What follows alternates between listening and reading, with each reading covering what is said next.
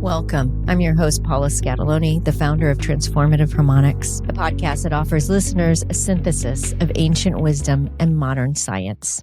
Good morning. I'm Paula Scatoloni. Welcome back to a solo episode of Transformative Harmonics. It's lovely to be with you again today. I have my tea this morning. It's early, but I felt compelled to keep going with this solo series and just get some of the teaching points out there for those that haven't been able to join one of my classes. I think that it's important information for people to have access to, and so I'm just finding the ways to share it. So if you're coming on new, I'd like to start, as I usually do, by inviting you to begin to take a look around and slow down and shift into a place of receptivity before we begin. Often in our current world, we are doing a lot of consuming of information. Even these helpful podcasts and shows that are out there are still providing more information. And we can get stuck in patterns of stuffing ourselves or trying to, bring that information in, but forgetting that we have to clear some space first. And so the clearing of the space, as you hear my voice slow down, is about noticing the nervous system, how quickly you're breathing, if you're breathing at all. Noticing what you're in relationship with in a given moment. We're always in relationship with something. Many of us are in relationship with the mind and the efforting to consume. So I invite you to take a moment, if you're not driving. Even if you're driving, you could do this. Just cast your gaze out beyond what's right in front of you and take in the edges of the room, or if you are near nature, cast your gaze out. So expand. And the simple gesture of just moving your gaze out starts to work with the nervous system to bring you out of more of what we would call a defensive stance into what we call exploratory orienting. Animals do this when they are assessing the scenery around them. And we as humans are always assessing on just bringing your awareness to your capacity to do that. And as your eyes take in what's around you, I'll invite you also to be aware at a very physical level of what you're in relationship with. What's underneath you, what's supporting you in the chair, in the car seat, on the couch. And I would like to invite you to consider that as a relationship. I'm in relationship with the couch, the chair, or the floor, or the ground. And then we might ask ourselves, how well am I allowing this structure to support me? Am I allowing myself to exhale so I really feel this experience of being supported? And for many of us who function in a more self-reliant stance or way or organization, the concept of receiving support, even if we are talking about a chair or the ground is foreign, can be difficult. So even as we're arriving together, there's some teaching points here around how receptive am I to receiving support. And if I know it's a challenge, can I just simply start with the furniture, the ground, the earth, something easy that might bring me into more awareness where I can start to practice this at a very body-based level.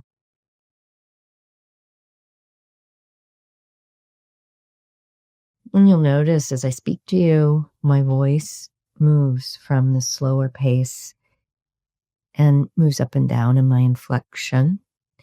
And so I'm starting to use my voice and prosody and cadence to also invite you to slow down.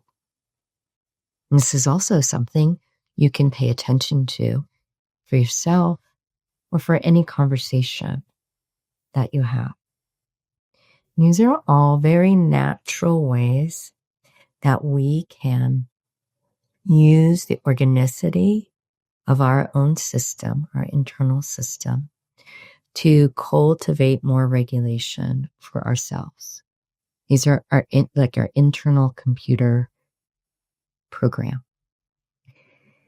And I'm simply bringing your awareness to it so you can be more mindful of it on a given day and in a given moment.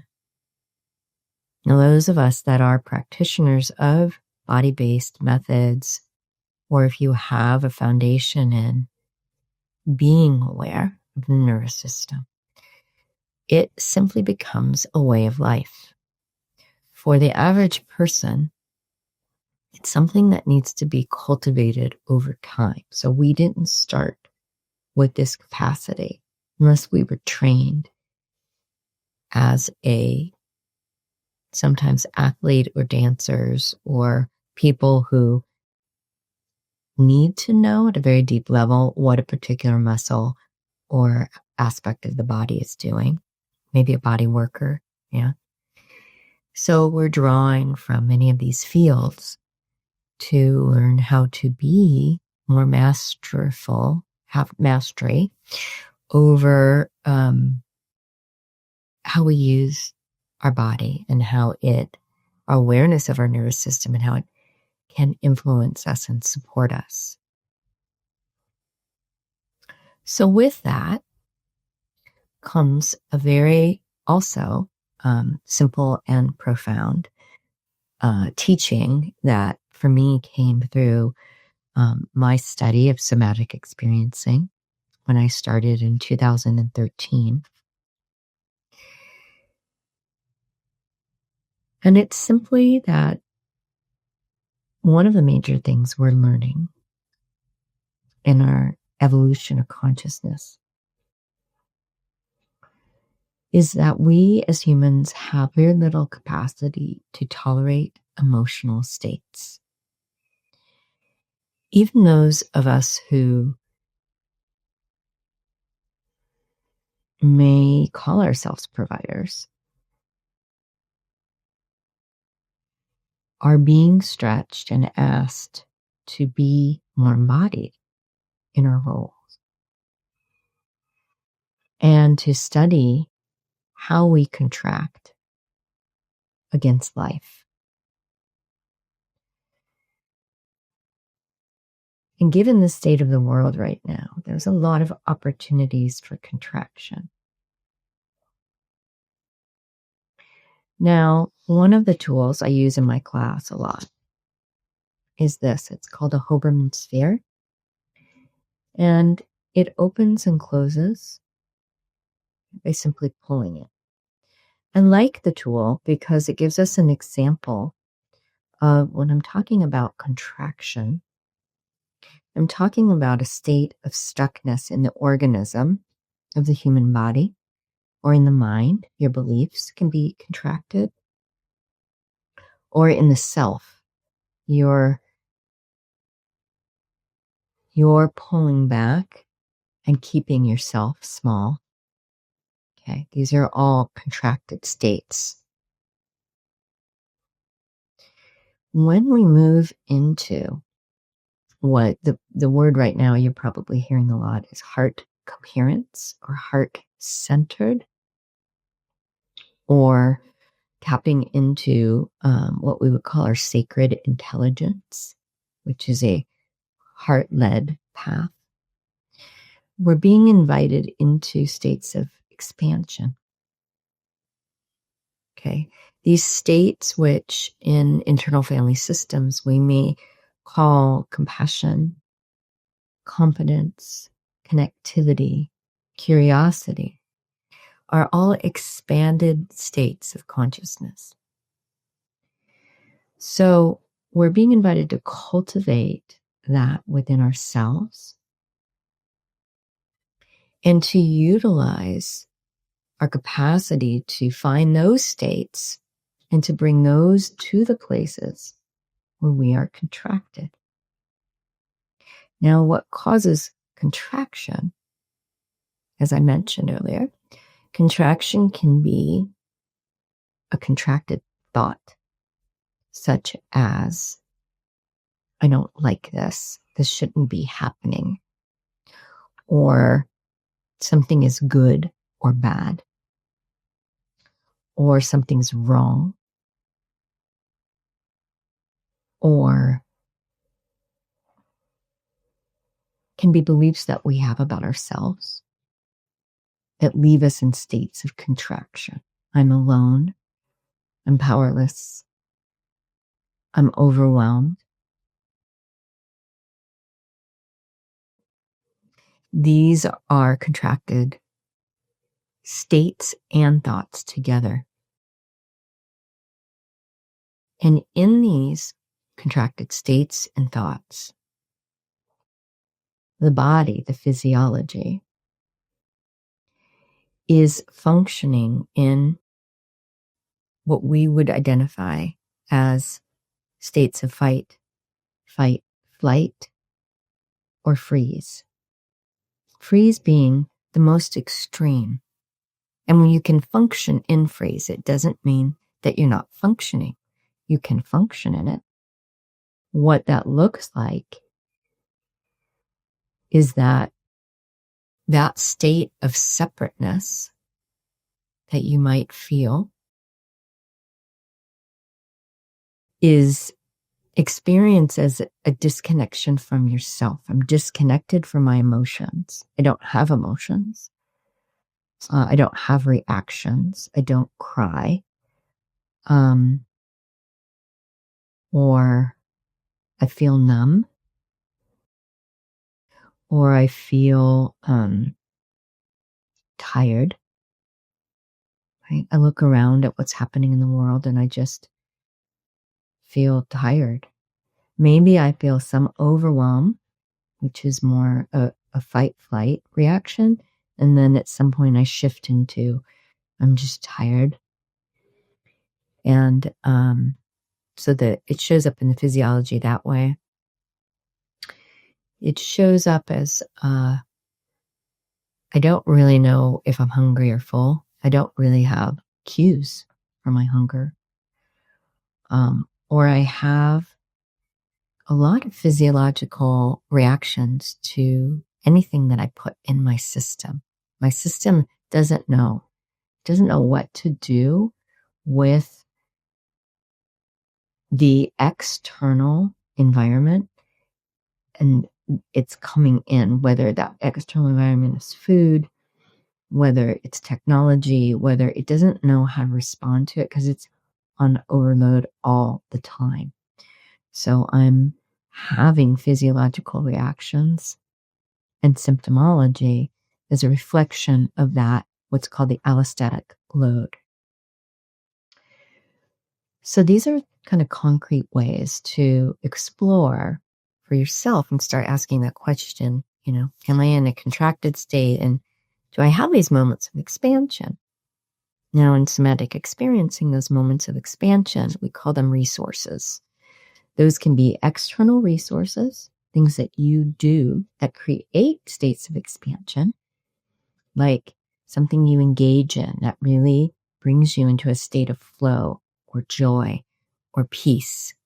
can be a hobby, can be your love of something, art or music, or playing with your animals, or going hiking, or writing. Resources can also be times in your life where you felt really good about yourself or really connected to yourself at a deep level. Resources can also be a person in your life who, when you're near them, you felt safe. You felt a lack of threat. So knowing what these resources are really important for cultivating this state of expansion I'm talking about. In a more current perspective, many of us, like myself, are talking about your connection to source intelligence as a resource, your connection to states of compassion and love and presence that is beyond the ego. I call it your embodied wisdom, right? It's more attuned to opening up your pathways of intuition and connection to this deep intelligence that we all have. But we can't find that if we're in states of contraction, right? Because states of contraction are associated with the ego, and they're associated with our wounds of our inner child. So when we start to embark on this path of heart-centered embodiment, heart-centered leadership, the beginning phase of that is unpacking the things that have caused us to live in a contracted state. And that first phase for me is really about inner child work and healing some of the places within ourselves that have led us to function in a contracted state. And this state perpetuates, it fuels from the bottom up a sense of fear, a sense of hypervigilance. What we call it anxiety. It's like an underlying anxiety that's running through the nervous system. And you can't medicate it away, and you can't talk yourself out of it, because it's part of your, because I think of things as frequencies. It's a frequency that's running in your energetic field around the whole body. Sometimes it's a frequency where we're just born into it. And sometimes it's a frequency that has to do with our ability and our neurological platform around sensory integration. Sometimes it has to do with that early environment and the degree to which our caregiver helped to shape our vagus nerve so that it was myelinated and had more of a resiliency and a robustness, and basically taught us and trained us into another frequency, one that was more robust and that perceived safety at a very fundamental level. So you can see as I'm talking about this, there's layers and layers. I'm going to go back to just the simple concept of contraction and expansion. Okay.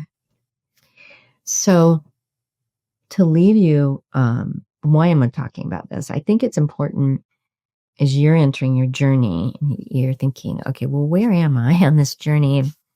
What's happening? Why is Paula using sound? Why am I speaking broadly about the role of sound right now in supporting humanity? Well, sound has the capacity to support us in starting to lubricate this process of expansion and contraction, starting to lubricate where the system inside of us, our thoughts, our emotions, our physiology. So we start to find this natural capacity to expand and contract without having to effort so much. And sound is something that you ingest. So it is a receptive process that we have to allow it to happen. So if you're using sound and nothing's happening, sometimes that can be because there's an active defense within your own physiology that's not allowing it to happen.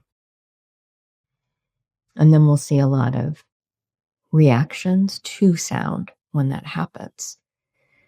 So I work a lot with people to help them come into a receptive state before they even start to listen to music. I think of it as vitamins or nourishment that's coming into the system. And so we work with the psyche and the body to prepare the body to ingest music, whether that is acoustic music that we're using, sounds with words, or whether that's technology that's been adapted and the frequencies have been cultivated to be aligned and so your nervous system perceives it as safe as it comes in, or whether it's natural sounds in your environment. Regardless, your physiology and your system is making a decision in that moment. Do I want to ingest this? So when we bring awareness to that and we consent and say, yes, I want this sound to come in and influence me, this resource. And I'm going to bring my curiosity and I'm going to allow myself to soften, to receive, to experience, see, feel, hear, experience, whatever comes up through this listening. Then we have more on board with us, more consent at various levels that then exponentiates or allows us to move into deeper states of change. So these are small teaching points that I'm offering today in this segment to give you a bite so you can chew on and ingest what feels right for you based on where you are in your journey at this point. Whether that's journey is at the beginning and you're just learning about the language of somatics or the body, or you're just learning how to identify sensations in the body, or you're beginning to understand the depth of which sound can be healing and can be part of, it can be one of the resources we use in this larger transformational shift that many of us are embarking on. So what I will do in my show notes is put a PDF for those that are coming in new, about the language of sensation and how to begin to track your body and your emotions and your physiology through this language. I'll put a link to some of the low-cost programs that will teach you about somatics and trauma, because I think that's a foundational piece that many people are still new to that information. And there's many low-cost options at this point for learning about the nervous system. And then for those that have already started to use sound and have a basic ability to track the body and track your emotions, then there'll be a link to my website where we are, taking up to the next level, and we're utilizing sound to gently do this to the body and start to bring us into states of expansion, help us to see where we're contracted as we start to slowly, one by one, work through those layers where there's still stuckness Maybe that's the fascia. Maybe it's in the bones. Maybe it's a certain side of the body or part of the body. But that is generally what we do, is we are literally, figuratively, energetically retuning the body and the biofield so that the whole system does this on its own. And that's really what coherence is. Coherence is when all the systems are simultaneously doing this together. And every cell of your body is doing this in the way that it was designed to do, in its most optimal state. So thank you for spending time. I hope this was helpful, and I look forward to seeing you in my next solo episode.